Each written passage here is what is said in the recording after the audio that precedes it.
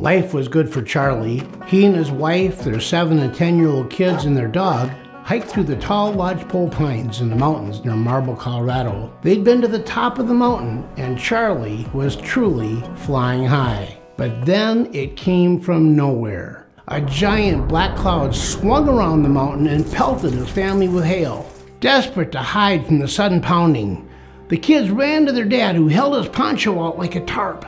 As the green forest floor turned white with hail, a bolt of lightning crashed to the ground, and instantly, like a blistering fastball, 10 times hotter than the sun, Charlie and his dog were hurled through the air and thrown to the ground. The bolt surged through them all, burning holes from the inside of their bodies out through their faces, arms, and legs, while a giant tree near them exploded. It stabbed them with porcupine shards of wood. We can only imagine their screams. Sometimes life can knock us to the ground.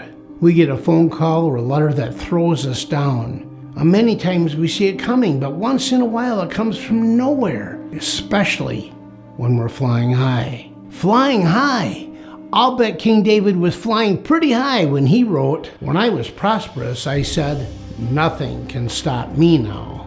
No doubt, God had delivered David to victory, and perhaps he even felt like he had earned God's favor. "Nothing can stop me now" is certainly flying high. Yet as we read Psalm 30, we follow David from the heights of victory to the depths of despair, and ultimately to the point where David and we must all someday come, to be knocked down next to the dust, knowing how fragile we truly are. Yes, Charlie was tossed to the ground, just as you and I have been tossed to this earth in 100 different ways. But if we keep our eyes on heaven, we will ultimately be able to cry out to God just as David did. "You have turned my mourning into joyful dancing." Let's pray. Dear Jesus, help us to keep our eyes fixed on you all the time.